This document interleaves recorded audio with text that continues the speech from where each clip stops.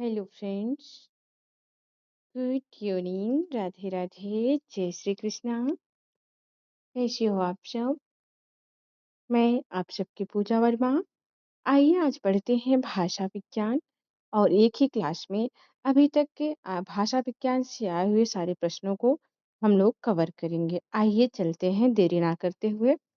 आप सबका एग्जाम करीब है, ज़्यादा समय नहीं लेंगे, फटाफट प्रश्नों को करेंगे। हिंदी इसी मिट्टी की बोली है और अरबी या फारसी से अधिक जनमानस के निकट है। यह मत किसका है? तो यह मत है भाषाविद फैलन का। देवनागरी में यद्यपि जेड और एफ ज और भ के लिए वर्ड नहीं है, फिर भी यहाँ यह सभी ज्ञात लिपियों से अधिक पूर्ण एवं संतुलित है। यह मत किसका है? तो यह मत है मोनियर विलियम्स का। हिंदुस्तान की एकता के लिए हिंदी भाषा जितना काम देगी, उससे बहुत अधिक काम देवनागरी लिपि दे सकती है। यह मत किसका है? तो आचार्य विनोबा भावे का। विनोबा भावे क्या कहते हैं कि हिंदुस्तान की एकता के लिए हिंदी भाषा जितना काम देगी, उससे बहुत अधिक काम देवनागरी लिपि दे सकती है। यह मत है आचार्य विनोबा भावे का। ब्रज भाषा का केंद्रीय क्षेत्र क्या है? तो ब्रज भाषा का केंद्रीय क्षेत्र मथुरा है। वह भाषा जो देवनागरी लिपि के अंतर्गत नहीं आती है, तो बंगला देवनागरी लिपि के अंतर्गत नहीं आती है। नेपाली भाषा की लिपि कौन सी है? नेपाली भाषा देवनागरी लिपि में लिखी जाती है। ग्रीक वासियों ने भारत के लिए कौन सा शब्द प्रयोग किया है? तो ग्रीक वासियों ने भारत के लिए इंडिया शब्द प्रयोग किया था। भारत के पश्चिमोत्तर क्षेत्र में प्रचलित कौन सी बोली बोली जाती है? तो खरोष्टी लिपि बोली जाती है। पश्चिमी हिंदी की उत्पत्ति इनमें से अपभ्रंश से हुई है। इनमें से किस अपभ्रंश से हुई है? तो सौर सेनी से। पश्चिमी हिंदी हम लोग पढ़ते हैं ना, पश्चिम राज गुजरात की पहाड़ी में शेर है। एक भाषा के अंतर्गत जब कई अगला प्रश्न है, एक भाषा के अंतर्गत जब कई अलग अलग रूप विकसित हो जाते हैं, तो उन्हें क्या कहते हैं? उन्हें बोली कहते हैं। यह कथन किसका है? भोलानाथ तिवारी का। भोलानाथ तिवारी क्या कहते हैं कि एक भाषा के अंतर्गत जब कई अलग अलग रूप विकसित हो जाते हैं, तो उन्हें बोली कहते हैं। भोलानाथ तिवारी का कथन। अगला प्रश्न है, पूर्वी हिंदी की बोली नहीं है, तो पूर्वी हिंदी की बोली ब्रजभाषा है। ब्रजभाषा पश्चिमी हिंदी में आते हैं। पूर्वी हिंदी में तो हम लोग पढ़े ना, अवधी पघेली छत्तीसगढ़ी आती है। वह भाषा जो सामी भाषाओं में शामिल नहीं है, तो फारसी शामिल नहीं है। सही सुमेलन है। राष्ट्रपति का आदेश, संसद की राजभाषा समिति के सुझाव, राजभाषा अधिनियम संकल्प। उत्तर क्या है? राष्ट्रपति का आदेश कब है? 1955 में। संसद की राजभाषा समिति के सुझाव है 1959 में। और राजभाषा अधिनियम 1963 में। संकल्प कब है? 1968 में। फिर से सही सुमेलन करना है। ओष्ठ प है, पढ़ते हैं ना, प फ ओष्ठ पे आता है। दंत त थ आता है, ऋतु लसानाम दंत है। ग कंठ है, अकुह विसर्जनीय नाम कंठ। तालव्य च है, इचु यशानाम तालु। हिंदी भाषा की उत्पत्ति के अनुसार सही क्रम क्या है? तो सौरसेनी, नागर अपभ्रंश, पश्चिमी हिंदी, वर्तमान हिंदी। आगे ये प्रश्न है, अवहट्ट में शिक्षा शब्द के लिए कौन सा रूप मिलता है? तो अवहट्ट में शिक्षा के लिए शिक्षा शब्द मिलता है। अपभ्रंश की उत्तरकालीन अवस्था का नाम क्या है? तो अपभ्रंश की उत्तरकालीन अवस्था का नाम अवहट्ट है। देखिए यह प्रश्न कहाँ पूछा गया है? तो राजस्थान कॉलेज लेक्चरर भर्ती परीक्षा में। राहुल सांकृत्यायन ने खड़ी बोली को कौन सा नाम दिया है? तो कौरवी कहा है। खड़ी बोली को कौरवी किसने कहा? राहुल सांकृत्यायन ने। पूर्वी हिंदी की बोली नहीं है, तो बुंदेली नहीं है। बुंदेली पश्चिमी हिंदी में आ जाएगी। कानों की खड़ी बुंदेली ब्रजभान हरि के पास पश्चिमी में आ जाएगी। पूर्वी में अवधी बघेली छत्तीसगढ़ी। पूर्वी हिंदी का विकास कैसे हुआ? तो देखिए यह बहुत जगह पूछा गया है, बहुत सारे एग्जामों में, तो यह अर्धमागधी से है। संघ की राजभाषा हिंदी और लिपि देवनागरी होगी। यह संविधान के किस अनुच्छेद से उद्धृत है? देख रहे हैं सबसे ज्यादा कहाँ पूछा गया? सबसे ज्यादा यही पूछा गया कि अनुच्छेद 343 में। बहुत सारे एग्जामों में पूछा गया, आप सब देख सकते हैं। सौरसेनी अपभ्रंश विकास हुआ है किसका? तो खड़ी बोली का। पाली में प्राकृत का जो रूप था उसका विकास हुआ है किससे? शौरसेनी, मागधी और महाराष्ट्री शाखाओं से। पाली में प्राकृत का जो रूप था उसका विकास किससे हुआ है? तो शौरसेनी, मागधी और महाराष्ट्री शाखाओं से। आगे प्रश्न है, देवनागरी लिपि में मूल लिपि चिन्ह है 45। ठीक।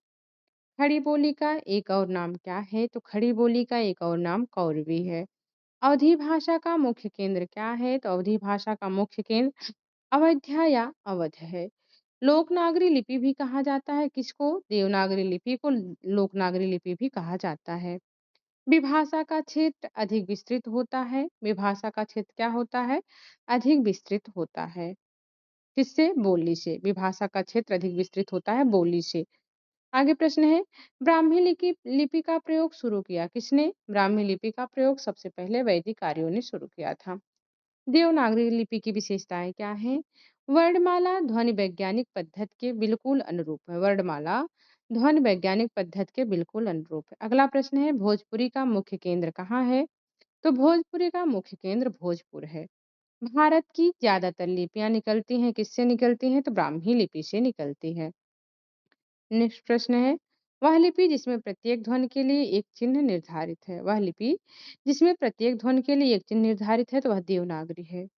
वर्ण संकेतों की सहायता से भाव विचार की अभिव्यक्ति। वर्ण संकेतों की सहायता से भाव विचार की अभिव्यक्ति क्या है? लिपि है। नेक्स्ट प्रश्न है, हिंदी शब्द मूलतः किससे है? तो हिंदी शब्द मूलतः फारसी भाषा का शब्द है। आगे प्रश्न है, डैश डैश की भूमिका लिखित भाषा की आत्मा को शरीर प्रदान करने जैसी है। क्या? लिपि की भूमिका मौखिक भाषा की आत्मा को शरीर प्रदान करने जैसी है।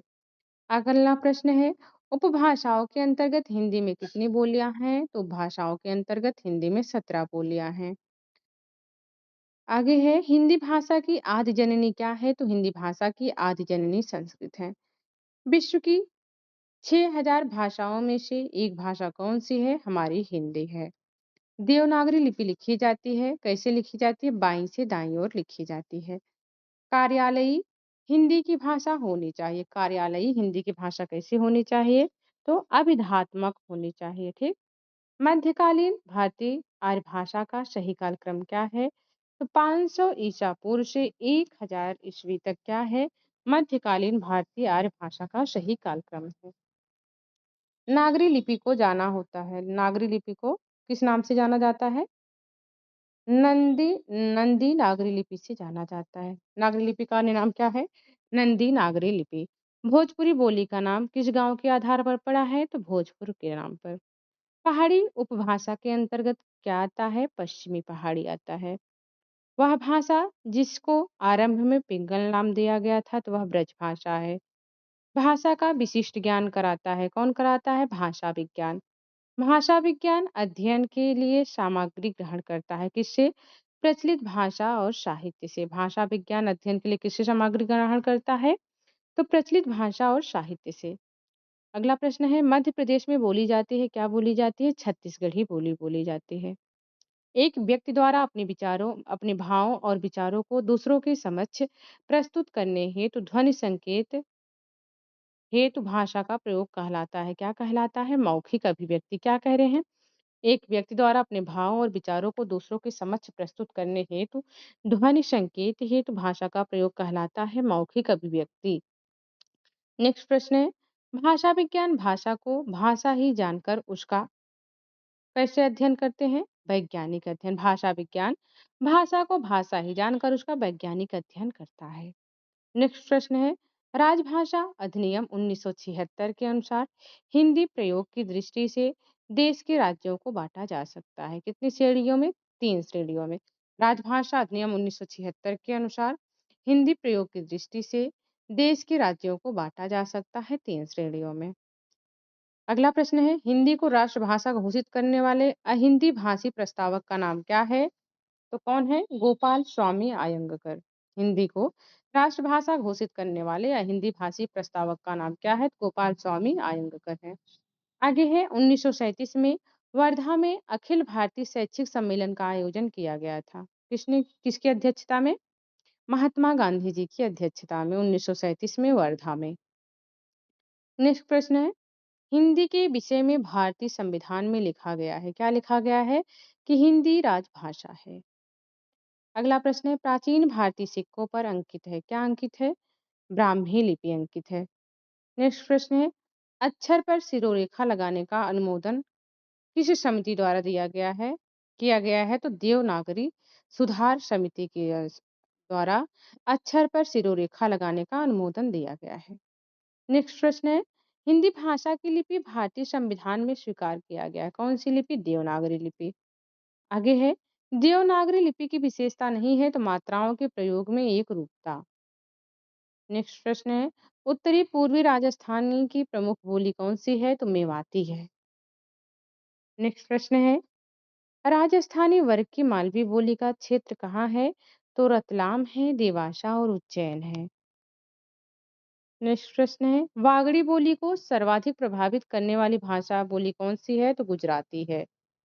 हिंदी का मानक रूप किस बोली के सर्वाधिक निकट है? तो हिंदी का मानक रूप खड़ी बोली के सर्वाधिक निकट है। अगला प्रश्न है, वैज्ञानिक तथा तकनीकी शब्दावली आयोग भारत सरकार द्वारा देवनागरी वर्णमाला सारणी के मानकीकृत स्वीकृति रूप में सम्मिलित नहीं किया जाने वाला लिपि चिन्ह है, कौन? री। वैज्ञानिक तथा तकनीकी शब्दावली आयोग भारत सरकार द्वारा देवनागरी वर्णमाला सारणी के मानकीकृत स्वीकृति रूप में सम्मिलित नहीं किया जाने वाला लिपि चिन्ह कौन सा है? तो री है। वैज्ञानिक तथा तकनीकी शब्दावली आयोग द्वारा मानक हिंदी वर्तनी मानकीकरण के अनुसार हाइफन का प्रयोग नहीं किया जाना चाहिए। तो हाइफन का प्रयोग कहाँ नहीं किया जाना तो चाहिए? तो सामान्यतः तत्पुरुष समासों में। अगला प्रश्न है, हिंदी 17 बोलियों का उद्भव।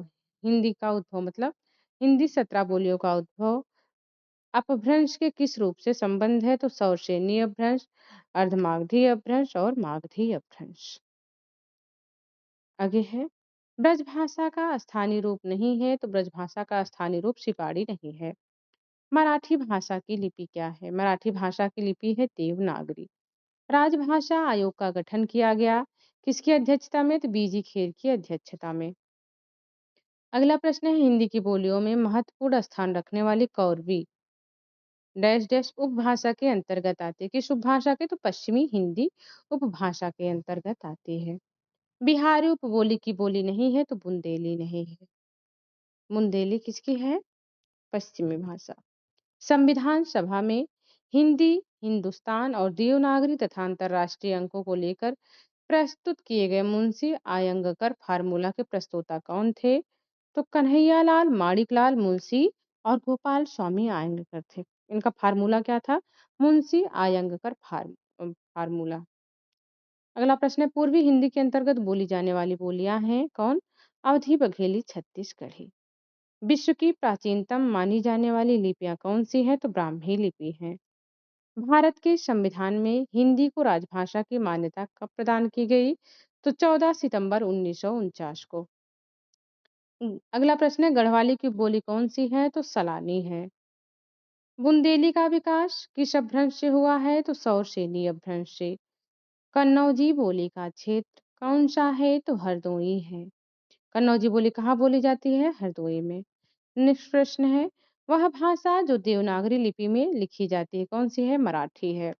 अगला प्रश्न है, संविधान में प्रांतीय भाषाओं के दावे को डैश डैश अनुसूची द्वारा स्वीकृत किया गया, किसके? तो 8वीं अनुसूची। संविधान में प्रांतीय भाषाओं के दावे को 8वीं अनुसूची द्वारा स्वीकार किया गया है। नेक्स्ट प्रश्न है, आश्रित भाषा परिवार से संबंधित कौन सी भाषा है? तो यह यूपी पीजीटी 2021 में पूछा गया था। संथाली भाषा। आश्रित भाषा परिवार से संबंधित कौन सी है? तो संथाली भाषा है। वह बोली जिसमें उत्तम पुरुष एक वचन के स्थान पर उत्तम पुरुष बहुवचन का प्रयोग किया जाता है। तो यह भी देखिए यूपी पीजीटी 2021 का है, अवधी भाषा। वह बोली जिसमें उत्तम पुरुष एक वचन के स्थान पर उत्तम पुरुष बहुवचन का प्रयोग किया जाता है, तो अवधि में। इस बोली में हलसकर्ता कारक की विभक्ति का प्रयोग नहीं होता है, तो अवधि में नहीं होता है। यह भी पीजीटी 2021 का है। सौरसेनी अपभ्रंश के अंतर्गत आने वाली भाषा कौन सी है? तो गुजराती, राजस्थानी और पश्चिमी हिंदी। ठीक। पश्चिम राज गुजरात की पहाड़ी में क्या है? शेर है, हमने ऐसे याद किया है। आगे है ब्रजभाषा का विकास किससे हुआ है? तो सौसेनी अपभ्रंश से। वह भाषा जो आर्य भाषाओं में शामिल नहीं है तो कौन सी है? अरबी है। अगला प्रश्न है पंजाबी भाषा की लिपि कौन सी है? तो गुरुमुखी है। डैश डैश शैली से तमिल, तेलुगु, मलयालम और कन्नड़ लिपियों का विकास हुआ है। दक्षिण शैली से तमिल, तेलुगु, मलयालम और कन्नड़ लिपियों का विकास हुआ है। अगला प्रश्न है हिंदी अहिंदी लोगों के लिए उतनी ही विदेशी है जितनी हिंदी समर्थकों के लिए है। अंग्रेजी यह शब्द है। हिंदी अहिंदी लोगों के लिए उतनी ही विदेशी है जितनी हिंदी समर्थकों के लिए अंग्रेजी शब्द है। यह किसका वृत्तांत है? तो यह है श्री राजगोपालाचार्य। श्री राजगोपालाचार्य का कथन है कि हिंदी अहिंदी लोगों के लिए उतनी ही विदेशी है जितना हिंदी समर्थकों के लिए अंग्रेजी। अगला प्रश्न है भारतीय आर्य भाषाओं को विभक्त किया गया है कितने कालों में? 3 कालों में। वर्तमान में संविधान की 8वीं अनुसूची में सम्मिलित है। कितनी भाषाएं? 22 भाषाएं। यह लिपि अक्षरात्मक लिपि है जबकि रोमन लिपि वर्णनात्मक लिपि है। अक्षरात्मक लिपि कौन है? देवनागरी। वाक्य पर आधारित क्या है? तो वाक्य पर आधारित भाषा है। किसी भी भाषा को लिखने का ढंग क्या कहलाता है? लिपि कहलाता है। भारत की राष्ट्रभाषा और राजभाषा क्या है? हिंदी है। देवनागरी, बंगला, गुरुमुखी आदि लिपियों का विकास हुआ है तो उत्तरी शैली से हुआ है। देवनागरी, बंगला, गुरुमुखी आदि लिपियों का विकास कैसे हुआ है? तो उत्तरी लिपि शैली से हुआ है। अगला प्रश्न है पानी की धारा है जो कठिनाई से नीचे सरलता की ओर जाती है। पानी की धारा है जो कठिनाई से सरलता की ओर जाती है। क्या? भाषा। भाषा पानी की धारा है जो कठिनाई से सरलता की ओर जाती है। अगला प्रश्न है भारत में बोलने वालों के आधार पर भारोपी परिवार का प्रतिशत क्या है? 73%। भारत में बोलने वालों के आधार पर भारोपी परिवार का प्रतिशत कितना है? तो 73%। भाषा का पहला रूप लिखकर, दूसरा बोलकर तो तीसरा किस रूप में है? सांकेतिक रूप में। लिपि किसे कहते हैं? लिखित ध्वनि संकेतों को क्या कहते हैं? लिपि कहते हैं। अगला प्रश्न है राजभाषा आयोग की सिफारिशों पर विचार करने के लिए संसदीय समिति का गठन अनुच्छेदों के अंतर्गत किया गया है। राजभाषा आयोग की सिफारिशों पर विचार करने के लिए संसदीय समिति का गठन किस अनुच्छेद के अंतर्गत किया गया है? तो 344 के अंतर्गत किया गया है। अगला प्रश्न है नागरी लिपि का विकास हुआ है तो ब्राह्मी लिपि से। नेक्स्ट प्रश्न है प्राचीन नागरी का दक्षिण भारत में क्या नाम है? तो नांदे नागरी है। वह विद्वान जिसने सर्वप्रथम आर्य भाषाओं के अध्ययन की ओर भाषा वैज्ञानिकों का ध्यान आकृष्ट किया था तो वह है हार्नले। वह भाषा जिसको प्राकृत और आधुनिक भारतीय आर्य भाषाओं के बीच की कड़ी मानी जाती है तो कौन सी भाषा है? अपभ्रंश है। वह भाषा जिसको प्राकृत और आधुनिक भारतीय आर्य भाषाओं के बीच की कड़ी मानी जाती है तो अपभ्रंश है। अगला प्रश्न है बघेली बोली को अवधि की दक्षिणी शाखा कहा जाता है। किसने कहा है? हरदेव बाहरी ने। आगे है ब्रजबुली। ब्रजबुली डैश डैश भाषा का एक कृत्रिम रूप है। ब्रजबुली बंगला भाषा का एक कृत्रिम रूप है। नेक्स्ट प्रश्न है पश्चिमी हिंदी की बोली। नहीं, पश्चिमी हिंदी की बोली कौन नहीं है? तो मगही नहीं है। वह अनुच्छेद जिसमें यह कहा गया है कि संविधान प्रारंभ के 15 वर्ष तक की अवधि के लिए संघ के शासकीय प्रयोजनों के लिए अंग्रेजी भाषा का प्रयोग किया जाता रहेगा। क्या है? अनुच्छेद 343। वह लिपि जो दाईं ओर से बाईं ओर लिखी जाती है। वह लिपि जो दाईं ओर से बाईं ओर लिखी जाती है तो फारसी है। द्रविड़ परिवार की भाषा नहीं है तो बंगाली नहीं है। भारत की संपर्क भाषा क्या है? हिंदी है। वह भाषा जो रोमन लिपि में नहीं लिखी जाती है तो चीनी है। वह भाषा जो रोमन लिपि में नहीं लिखी जाती है तो चीनी है। हिंदी की लिपि कहलाती है क्या कहलाती है? देवनागरी। बघेली बोली का क्षेत्र है रीवा। बघेली बोली का संबंध हिंदी की बोलियों के किस वर्ग से आता है? तो पूर्वी हिंदी। वैज्ञानिक तथा तकनीकी साहित्य के प्रणयन हेतु आवश्यक शब्दावली और साहित्यिक सामग्री निर्माण के लिए भारत सरकार ने 1961 में किसकी स्थापना की है? वैज्ञानिक और तकनीकी शब्दावली आयोग की। हिंदी प्रदेश के पश्चिम भाग में स्थित बोलियों के सामूहिक नाम को क्या कहते हैं? तो पश्चिमी हिंदी कहते हैं। मानक हिंदी का विकास किससे हुआ है? तो खड़ी बोली हिंदी से। मानक हिंदी का विकास किससे हुआ? तो खड़ी बोली हिंदी से। स्वाधीनता आंदोलन के दौरान हिंदी पर्याय किसका बनी है? राष्ट्रीय एकता का। वर्तमान हिंदी का खड़ी बोली नाम कैसे पड़ा है डैश डैश, तो इसमें खड़ी मात्रा का प्रयोग अधिक होने से वर्तमान हिंदी का खड़ी बोली नाम पड़ा है। अगला प्रश्न है, व्याकरण में भाषा का विश्लेषण नहीं किया जाता है, इसलिए शब्दावली तथा अनुवाद के स्तर पर क्या होता है? व्याकरण में भाषा का विश्लेषण नहीं किया जाता है। अगला प्रश्न है, बिहारी बंगला उड़िया असमिया का जन्म अपभ्रंश के किस रूप में हुआ है? तो मागधी रूप में। बिहारी बंगला उड़िया असमिया का जन्म अपभ्रंश के मागधी रूप में हुआ है। हम लोग इसको कैसे याद किए थे बताएं? मगध के बिहारी का बंगला उड़ा असमिया में, मगध के बिहारी का बंगला उड़ा असमिया में, ठीक। इसको ऐसे हम लोगों ने याद किया था।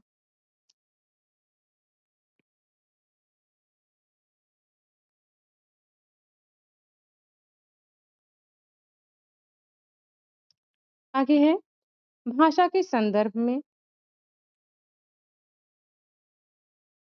भाषा के संदर्भ में अपभ्रंश शब्द का प्रयोग प्रारंभ हुआ, कब प्रारंभ हुआ?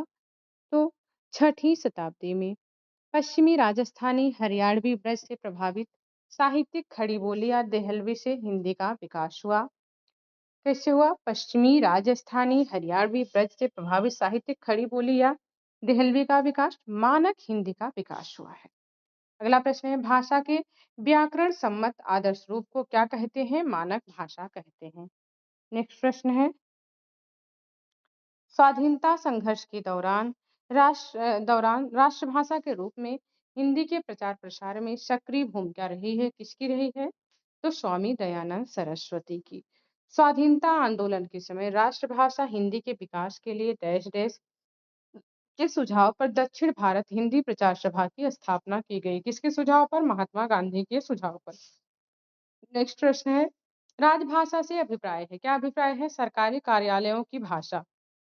नेक्स्ट प्रश्न है, भारतीय संविधान का वह अनुच्छेद जिसके अनुसार उच्चतम न्यायालय तथा उच्च न्यायालय में सब कार्यवाहियां अंग्रेजी भाषा में होंगी, यह किस अनुच्छेद में है? तो अनुच्छेद 348 में।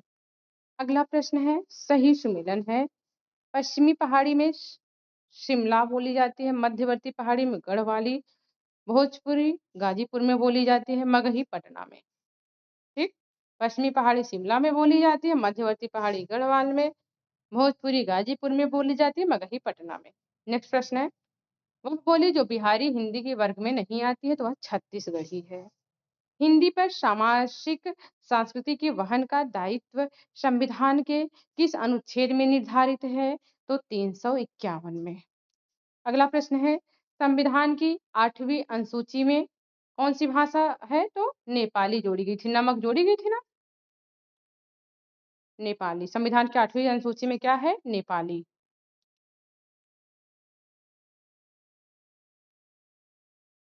भाषा शब्द बना है भास धातु से। देवनागरी लिपि की वर्णमाला का क्रम वैज्ञानिक है, क्योंकि स्वर पहले बाद में व्यंजन आता है। देवनागरी का प्रत्येक अक्षर उच्चरित होता है, अंग्रेजी जैसे मूक वर्ण देवनागरी में नहीं है। अंग्रेजी के मूक वर्ण कौन कौन से? हाफ लिखने पर यल एवं नाइफ लिखने पर के, हाफ लिखने पर यल तथा नाइफ लिखने पर के क्या है? साइलेंट है। इन अंकों को कहा जाता है, जैसे 1 2 3 4 5 6 7 8 9 0, इसको क्या कहा जाता है? अंतरराष्ट्रीय अंक कहा जाता है। भाषा वह साधन है जिसके द्वारा मनुष्य अपने विचार दूसरों पर भली भांति प्रकट कर सकता है। यह कथन किसका है? तो यह कथन है कामता प्रसाद गुरु का। देवनागरी में अ के 12 खड़ी का सुझाव दिया है, किसने दिया है? काका कालेलकर ने। देवनागरी का सर्वप्रथम प्रयोग डैश डैश के शिलालेख में हुआ है, तो जयभट्ट के शिलालेख में। पूर्वी हिंदी की बोली नहीं है, तो भोजपुरी नहीं है, अवधी बघेली छत्तीसगढ़ी है। मैथिली का प्रयोग क्षेत्र कहाँ कहाँ है? दरभंगा, मुजफ्फरपुर, पूर्णिया। आगे है, देवनागरी लिपि में लिखी जाने वाली भाषा कौन सी है? तो संस्कृत है, हिंदी है और नेपाली है। नेक्स्ट प्रश्न है, जो भाषा दो या दो से अधिक भाषा भाषियों के बीच संपर्क का काम करती है, वह होती है संपर्क भाषा। देवनागरी लिपि के विकास में ज, ग, क आदि ध्वनियां वर्ण आई हैं, उन्हें और कहाँ से आई हैं? संस्कृत से आई हैं। नुक्ता लगा होना चाहिए था। दक्षिणी राजस्थानी की प्रतिनिधि बोली कौन सी है? तो मालवी है।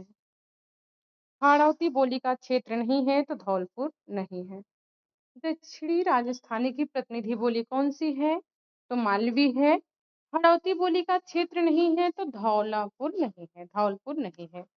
मानक हिंदी का आदर्श एवं मानक क्षेत्र है। मानक हिंदी का आदर्श एवं मानक क्षेत्र क्या है? मेरठ है। सिंहल के लोग डैश डैश भाषा को मागधी कहते हैं, तो सिंहल के लोग पाली भाषा को मागधी कहते हैं। नेक्स्ट प्रश्न है, बिहार की तीनों बोलियों का एक वर्ग बनाकर बिहारी नाम दिया, किसने दिया? तो ग्रियर्सन ने दिया। ठीक, ग्रियर्सन ने क्या नाम दिया? बिहारी की तीनों बोलियों का एक वर्ग बनाकर बिहारी नाम किसने दिया? तो ग्रियर्सन ने दिया। आगे है, ग्रियर्सन ने राजस्थानी बोलियों को रखा है 5 वर्गों में।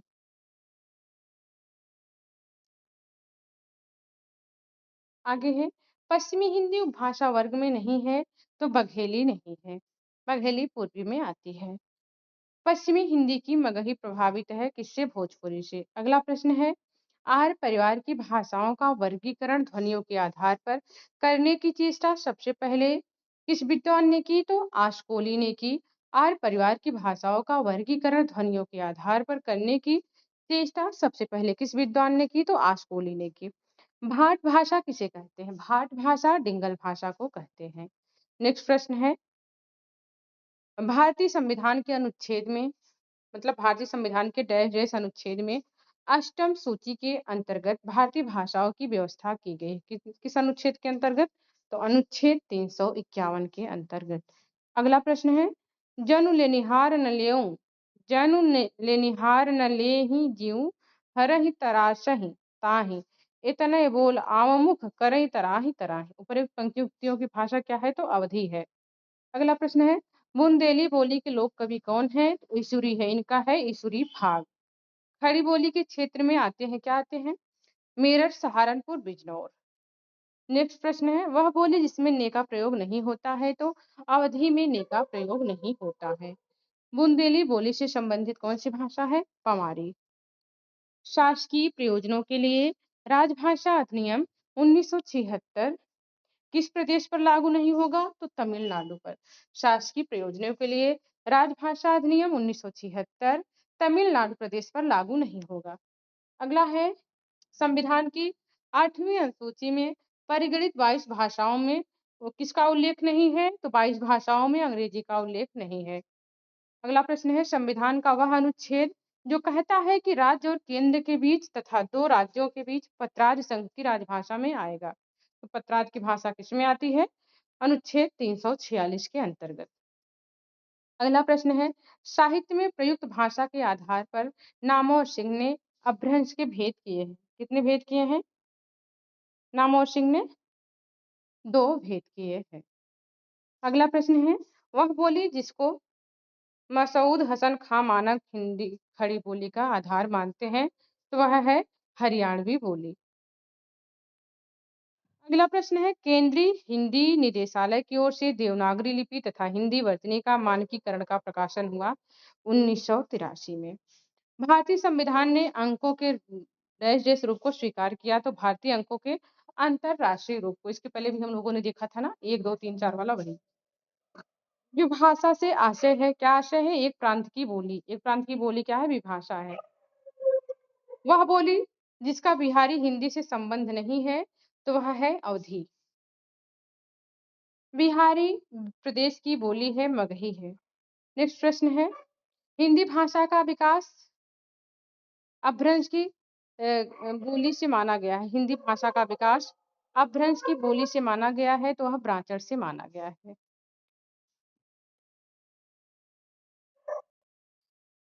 बिहार प्रदेश की बोली है मगही।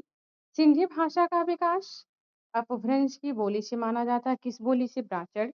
मुंडा भाषा किस परिवार का क्षेत्र है? तो नागपुर का है। यह टीजीटी 2016 का प्रश्न है। ब्रजभाषा बोली का क्षेत्र आगरा है। पूर्वी हिंदी के अंतर्गत अवधि के अतिरिक्त समाहित की जाती है। क्या समाहित की जाती है? बघेली बोली। अर्थ परिवर्तन की दिशाओं में शामिल नहीं है, तो अर्थाभाव शामिल नहीं है। संज्ञान का अर्थ क्या है? तो संज्ञान का अर्थ है भाषा और संप्रेषण के माध्यम से स्वयं और दुनिया को समझना। संज्ञान का अर्थ क्या है? भाषा और संप्रेषण के माध्यम से स्वयं और दुनिया को समझना। वियोगात्मक भाषा कौन-सी है? तो अपभ्रंश और हिंदी है। मेरो सब पुरुषार्थ था को वि विपत बटान बंधु बांसठ काहे करो भरोसो ताको। ये किसका है? ब्रजभाषा में है। हिंदी को आर्य भाषा कहकर प्रयोग और प्रचार का विषय बनाने वाले कौन हैं? तो महर्षि दयानंद सरस्वती हैं। देवनागरी लिपि का विकास किससे हुआ है? तो प्राचीन कुटिल लिपि से हुआ है। देवनागरी का विकास प्राचीन कुटिल लिपि से हुआ है। डॉक्टर ग्रियर्सन ने अंतर्वेदी का नाम दिया है। किसे दिया है? ब्रजभाषा को अंतर्वेदी नाम दिया है। हिंदी और उर्दू के बीच की सरल भाषा कहलाती है हिंदुस्तानी भाषा। अगला प्रश्न है हिंदी भाषा के विकास क्रम में पहले ईस्वी से 500 ईस्वी तक की पहली ईस्वी से 500 ईस्वी तक की भाषा को क्या कहा जाता है? प्राकृत भाषा कहा जाता है। अगला प्रश्न है आधुनिक भारतीय भाषाओं का विकास हुआ है किससे? अपभ्रंश से। नेक्स्ट प्रश्न है ब्रजभाषा आयोग गठित करने के प्रावधान संविधान के किस अनुच्छेद में है? तो 344 में। प्रयोजनमूलक हिंदी की विशेषताएं नहीं है तो प्रयोजनमूलक हिंदी की विशेषताएं नहीं है अलंकारिकता। अगला प्रश्न है संविधान का वह अनुच्छेद जिसमें वर्णित है कि संघ का यह कर्तव्य होगा कि वह हिंदी भाषा का प्रसार बढ़ाए। अनुच्छेद 351 में है। अगला प्रश्न है सही सुमेलन कीजिए।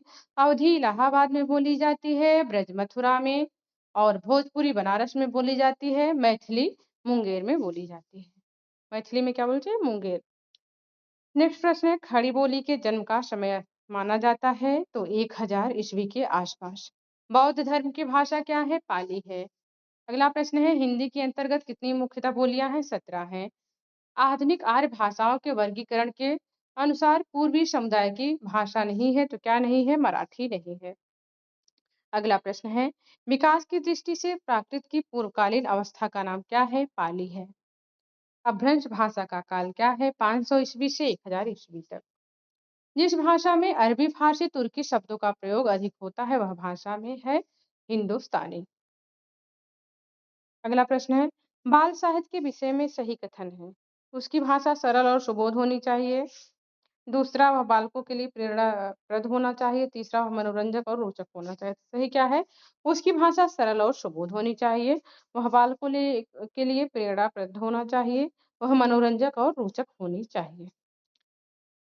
खुरा या गुरखाली भाषा कहाँ की है? नेपाल वाले। नेपाल वाले खांसी आने पर क्या करते हैं? नेपाल वाले खांसी आने पर गुड़ खाते हैं। खसखुरा या गुरखाली भाषा नेपाल की है। नेपाल वाले खांसी आने पर गुड़ खाते हैं। अवधि में ध्वनि नहीं है तो अवधि में ड़ ध्वनि नहीं है। कोई भी बोली या भाषा मानवता प्राप्त करने पर क्या हो जाती है? सरल हो जाती है। न्यायालयी भाषा में शब्द और उसके अर्थ में रहती है क्या? निश्चितता रहती है। निश्चिंतता। व्यवहार के आधार पर शब्द के प्रकार होते हैं कितने? 2 होते हैं। खरोष्ठी लिपि की उत्पत्ति किससे हुई है? तो आरमाइक लिपि से। नागरी लिपि सुधार समिति की संयोजक हैं कौन है? काका कालेलकर। ईसाई मिशनरियों का प्रधान केंद्र में था क्या था? श्री रामपुर था। श्री रामपुर ठीक। श्री रामपुर। केंद्रीय अनुवाद ब्यूरो संबंधित है किससे? गृह मंत्रालय के राजभाषा विभाग से। प्रयोजन मूलक भाषा का प्रमुख संबंध किससे है? तो जीविकोपार्जन के लिए। इतिहास के प्रति भारतीय दृष्टिकोण प्रायः है क्या है? अध्यात्म परक है। भाषा वैज्ञानिक दृष्टि से भाषा की परिभाषा है भाषा मानव मुख के ध्वन्यांगों से निश्चित सामाजिक स्वीकृति प्राप्त सार्थक पदों के श्रृंखलित वाक्यों द्वारा विचार विनिमय का माध्यम है। अगला प्रश्न है पाली पद की बहुमान्य उत्पत्ति है क्या है? पारियाय, पालियाय, पालियाय या पाली। ठीक। यह किसका है? भिक्षु का है ना, विश्वेश्वर भिक्षु का सबसे ज्यादा मोस्ट इन्हीं का है। अगला है पाली भाषा के सर्वप्रधान वैयाकरण कौन है? तो कच्चायन है। कच्चायन और मोगलान है ना। प्रकृति संस्कृतम तदागतम प्राकृतम उक्ति का उचित भावार्थ क्या है? प्रकृति रूप में आधार भाषा की संस्कृति उससे जो विकसित हुई या प्राकृत भाषा कहलाई। अगला प्रश्न है प्राकृत भाषाओं से क्या है? अभ्रंश भाषाओं का विकास हुआ किससे? प्राकृत भाषाओं से। नेक्स्ट प्रश्न है, हिंदी भाषा के सतत प्रवाह को ठीक एक जैसे रूप में विकसित हुआ न देख उसके एक विशेष युगीन रूप को डैश डैश भाषाविदों ने नाम दिया पुरानी हिंदी। किसने दिया? पुरानी हिंदी, चंद्रधर शर्मा गुलेरी ने। अगला प्रश्न है, हिंदी साहित्य के मध्यकाल में ब्रज भाषा का साहित्यिक भाषा के रूप में विकास इस कारण हुआ है। किस कारण हुआ है? ब्रजेतर क्षेत्र के भाषा भाषियों में भी इसे अपने सृजन का माध्यम बनाया है। नेक्स्ट प्रश्न है, खड़ी बोली के विकास का मूल आधार बना है। क्या बना है? खड़ी बोली के व्याकरण का मानकीकरण हो जाना। नेक्स्ट प्रश्न है, हिंदी को संघ की राजभाषा बताने का जो प्रस्ताव संसद में पारित हुआ उसके प्रस्तावक थे कौन थे? श्री गोपाल स्वामी आयंगकर थे। नेक्स्ट प्रश्न है, राष्ट्रभाषा का दर्जा उस भाषा का होता है जो पूरे राष्ट्र में पाई जाती है। ठीक, राष्ट्रभाषा का दर्जा, प्रश्न है कि राष्ट्रभाषा का दर्जा उस भाषा का होता है, उत्तर है जो पूरे राष्ट्रभाषा में पाई जाते हैं। अगला प्रश्न है, मानक हिंदी किसी भाषा का वह रूप है जिससे, उत्तर है भिन्न भिन्न भाषा क्षेत्रों में उसका एक रूप समान रूप से प्रामाणिक माना जाता है और वह तदनुरूप प्रयुक्त होता है। ठीक, अगला प्रश्न है, भारतीय भाषाओं के भाषा सर्वेक्षण का कार्य संपादन एवं कई कई खंडों में उसका प्रकाशन डैश डैश विद्वान की अध्यक्षता में हुआ। तो जॉर्ज अब्राहम ग्रियर्सन। भारतीय भाषाओं के भाषा सर्वेक्षण का कार्य संपादन एवं कई खंडों में उसका प्रकाशन किस विद्वान की अध्यक्षता में हुआ? तो जॉर्ज अब्राहम ग्रियर्सन। अगला प्रश्न है, हिंदी की वैज्ञानिक एवं तकनीकी शब्दावली के निर्माण हेतु संस्कृत शब्दों को,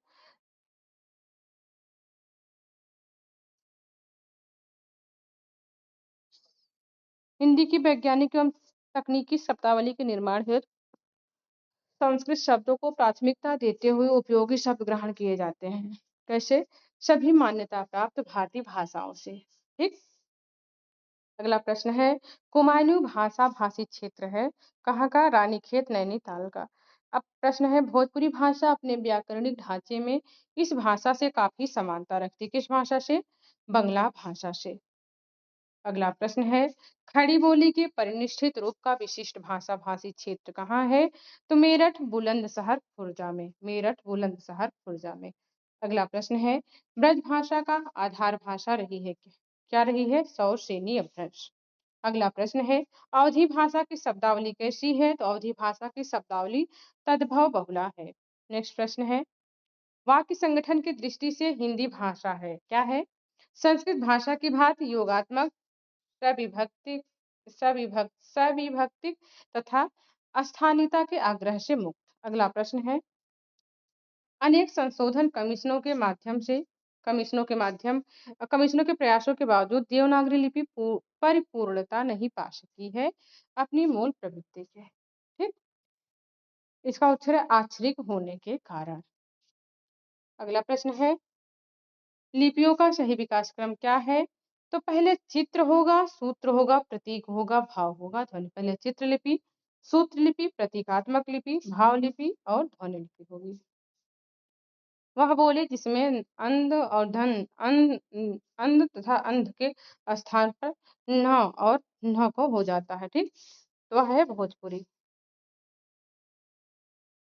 सही सुमेलित है ब्रज भाषा को अंतर्वेदी कहते हैं, अवधी को बैसवाड़ी कहते हैं, हरियाणा को पांगरू कहते हैं, छत्तीसगढ़ी का उपभाषा क्या है? खलटाही है।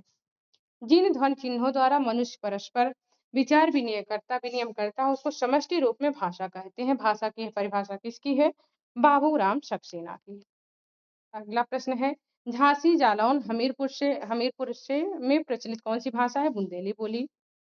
भोजपुरी बोली की उत्पत्ति हुई है किससे हुई है? मागधी अपभ्रंश से। नेक्स्ट प्रश्न है, बिहारी उपभाषा की बोली क्या है? तो मगही है। एकाक्षरी भाषा परिवार से तात्पर्य क्या है? तो चीनी भाषा परिवार से। नेक्स्ट प्रश्न है, आधुनिक भाषा विज्ञान के जनक कौन है? तो सो स्यूल है। नेक्स्ट प्रश्न है, आधुनिक भाषाओं में से डैश डैश का संबंध अपभ्रंश की पैसाची बोली से है? तो पंजाबी। आधुनिक भाषाओं में से पंजाबी का संबंध है अपभ्रंश की पैसाची बोली से। हम लोग कहते हैं पंजाबी लहंगा चाहिए तो पैसा लगेगा। अगला प्रश्न है, भोजपुरी भूतकालिक बोली की क्रियाएं कौन सी हैं? गईल और भइल। कहाँ गईल रहला, का कईल रहला, खाना खैला, ऐसे बोलते हैं ना, वही है। आगे है, भाषाओं का सही अनुक्रम क्या है? पाली, प्राकृत, अपभ्रंश, अवहट। हिंदी की उपभाषा नहीं है तो पंजाबी नहीं है। पश्चिमी हिंदी की बोली नहीं है तो बघेली नहीं है।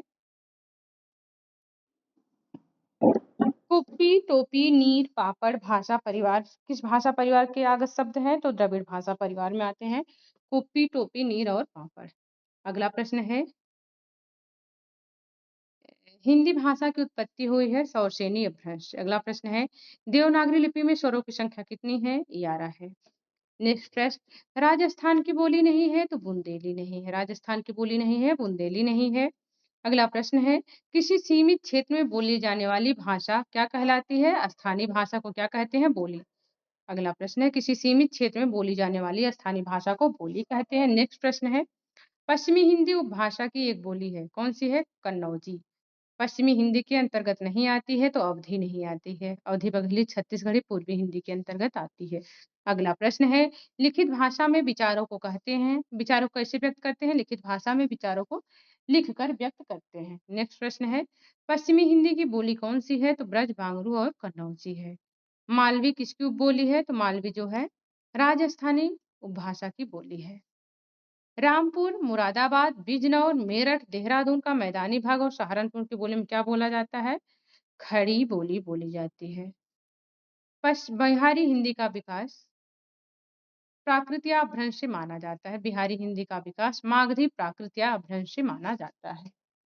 आगे है नेक्स्ट प्रश्न, हिंदी की उपभाषाएं कितनी है? 5 है। हिंदी की उपभाषाएं कितनी है? 5 है। अगला प्रश्न है, भाषा विज्ञान की दृष्टि में प्रयत्न लाघव का अर्थ क्या है? उच्चारण की सुविधा। अगला प्रश्न है, आधुनिक भारतीय आर्य भाषाओं के उदय के पूर्व आर्य भाषा का विद्यमान था। क्या विद्यमान था? तो आधुनिक भारतीय आर्य भाषाओं के उदय के पूर्व अपभ्रंश रूप विद्यमान था। अगला प्रश्न है, मुस्लिम शासकों के समय भारत में न्यायालयों की भाषा कैसी थी? अरबी और फारसी थी। भारत की संपर्क भाषा कौन सी है? हिंदी है। भाषा वैज्ञानिक है, प्रश्न है भाषा वैज्ञानिक है कौन कौन है? सुनीत कुमार चटर्जी, धीरेन्द्र वर्मा और भोलानाथ तिवारी। ठीक, सुनो धीरेन्द्र भोला को, सुनो धीरेन्द्र भोला वैज्ञानिक बन गए। ठीक, सुनो धीरेन्द्र भोला भाषा वैज्ञानिक बन गए। तो भाषा वैज्ञानिक कौन कौन है? सुनीति कुमार चटर्जी, धीरेन्द्र वर्मा, भोलानाथ तिवारी। अगला प्रश्न है, भाषा की लघुतम स्वतंत्र एवं सार्थक इकाई को कहते हैं शब्द। ठीक, नेक्स्ट प्रश्न है, हिंदी में अधिकांश शब्द आए हैं तो संस्कृत भाषा से आए हैं। प्रश्न है, खड़ी बोली व ब्रज भाषा किस उपभाषा के अंतर्गत आते हैं? तो पश्चिमी हिंदी के अंतर्गत आते हैं। नेक्स्ट प्रश्न है, दिल्ली व मेरठ के आसपास की बोली का नाम क्या है? खड़ी बोली। अगला प्रश्न है, ज्ञान विज्ञान के तत्वों को व्यक्त करने वाली विशेष शब्दावली को क्या कहते हैं? तो पारिभाषिक शब्दावली कहते हैं। नेक्स्ट प्रश्न है, पारिभाषिक शब्दावली क्या है? जैसे अभी हमने पढ़ा कि ज्ञान विज्ञान के तत्वों को व्यक्त करने वाली विशेष शब्दावली को क्या कहते हैं? तो उसको कहते हैं पारिभाषिक शब्दावली। नेक्स्ट प्रश्न है कि पारिभाषिक शब्दावली क्या है? ज्ञान की किसी एक शाखा के जिज्ञासु के लिए। पारिभाषिक शब्दावली क्या है? ज्ञान के किसी एक शाखा के जिज्ञासु के लिए। नेक्स्ट प्रश्न है, पारिभाषिक शब्दावली का निर्धारण कौन करते हैं? तो भाषा वैज्ञानिक करते हैं। नेक्स्ट प्रश्न है, वैज्ञानिक शैली का तात्पर्य क्या है? तो वैज्ञानिक शैली का तात्पर्य वस्तुनिष्ठ शैली से है। नेक्स्ट प्रश्न है, समालोचक में नहीं होना चाहिए, ईर्ष्या भावना या गुण नहीं होना चाहिए। ईर्ष्या भावना वाला गुण नहीं होना चाहिए। अगला प्रश्न है, राष्ट्रभाषा प्रचार समिति वर्धा के संस्थापक कौन थे? तो महात्मा गांधी थे। देवनागरी लिपि में लिखी जाती है कौन सी भाषा लिखी जाती है? हिंदी भाषा। अगला प्रश्न है, आधुनिक भारतीय भाषाओं का सर्वप्रथम वर्गीकरण किस विद्वान ने किया? तो डॉक्टर AFR हार्नले ने किया है। आधुनिक भारतीय भाषाओं का सर्वप्रथम वर्गीकरण किस विद्वान ने किया? तो डॉक्टर AFR हार्नले ने किया है। अगला प्रश्न है, मध्यकालीन में फारसी, अरबी, तुर्की, पाश्तो से भी ध्वनियां हिंदी में आ मिली हैं। वो कौन कौन सी हैं? क, ख, ग, ज, फ और नुक्ता वाले। प्रश्न है अगला कि टकसाली भाषा कहते हैं। टकसाली भाषा किसको कहते हैं? संस्कृत निष्ठ भाषा को टकसाली भाषा कहते हैं। नेक्स्ट प्रश्न है, देवनागरी लिपि का सर्वप्रथम प्रयोग किस राज्य में हुआ? तो गुजरात में हुआ। उत्तर प्रदेश सरकार द्वारा गठित लिपि सुधार परिषद की 28-29 नवंबर 1953 को हुई बैठक की अध्यक्षता किसने की थी? तो अध्यक्षता की थी तत्कालीन उपराष्ट्रपति डॉक्टर सर्वपल्ली राधाकृष्णन ने। अगला प्रश्न है, बिहार राज्य की बोली कौन सी है? तो अंगिका है। त्रिलोचन शास्त्री की कविताएं हिंदी के अतिरिक्त आती हैं किसमें? त्रिलोचन ने मैथिली, मैथिली का अध्ययन करते हैं त्रिलोचन को। वह विद्वान जिसने देवनागरी लिपि के स्थान पर रोमन लिपि स्वीकार करने का सुझाव दिया था, तो वह है सुनीति कुमार चटर्जी। उकार बहुला बोली मानी जाती है छत्तीसगढ़ी की। पाली भाषा की समय सीमा मानी जाती है 500 ईसा पूर्व से प्रथम शताब्दी ईस्वी तक। ठीक। अगला प्रश्न है, ओ अ प्रकार के वर्ण हैं, कंठोष्ठ हैं। वक कं हाँ, ओ अ कंठोष्ठ है। हिंदी शब्दानुशासन ग्रंथ के रचनाकार कौन है? तो किशोरीदास वाजपेयी है। अगला प्रश्न है, ग्रिम नियम का संबंध किससे है? तो ग्रिम नियम का संबंध स्वनिम विज्ञान से है। अगला प्रश्न है, भाषाओं के पारिवारिक वर्गीकरण का आधार क्या है? तो इतिहास है। नेक्स्ट प्रश्न है, हरियाणवी या बांगरू बोली अपभ्रंश से किस अपभ्रंश से विकसित हुई है?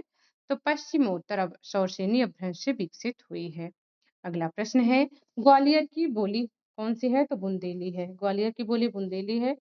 खड़ी बोली विकसित हुई है किससे? शौरसेनी अपभ्रंश से। हिंदी का पाणिनि कहा जाता है किसको? कामता प्रसाद गुरु को। भाषा की प्रमुख प्रकृति कौन सी है? तो जटिलता से सरलता की ओर। भाषा हमेशा जटिलता से सरलता की ओर जाती है। अगला प्रश्न है, छत्तीसगढ़ी बोली हिंदी के डैश डैश उपभाषा वर्ग के अंतर्गत आती है। तो छत्तीसगढ़ी बोली हिंदी के पूर्वी हिंदी उपभाषा के अंतर्गत आती है। आप सबका बहुत बहुत धन्यवाद। मैंने फटाफट सारे प्रश्नों को करवाया है। भाषा विज्ञान में 2025 से लेकर 2004 तक अभी तक जितने भी प्रश्न आए हैं, मैंने सभी को एक जगह कलेक्ट कर 2003 तक, सॉरी 2025 से 2003 तक जितने भाषा विज्ञान से प्रश्न आए हैं, सबको एक जगह कलेक्ट किया है। आप सब इसको पढ़िए और लाभ उठाइए और अच्छे से एग्जाम दीजिए। शुभ रात्रि। और अगर आप सबको वीडियो अच्छी लगे तो लाइक, कमेंट और शेयर कीजिए।